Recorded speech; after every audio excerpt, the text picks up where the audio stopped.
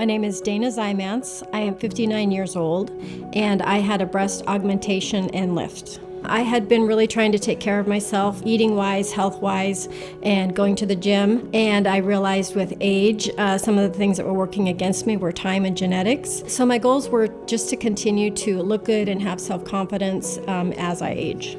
This journey was impromptu for me. I have worked really hard to care for my children and to get where I'm at professionally, and so it was a treat. This is how I spoiled myself. My consultation experience with Dr. Neaman, it was very relaxed. It was very honest and frank conversation about what I could expect or could not expect. It felt very personable.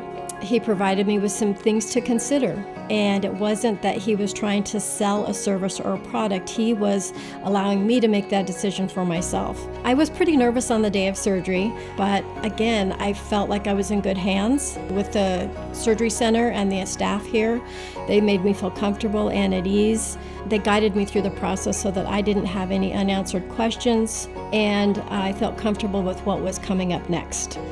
I was very pleasantly surprised about the quick recovery. I had surgery on Friday at 5 p.m. and I was back to work on Monday.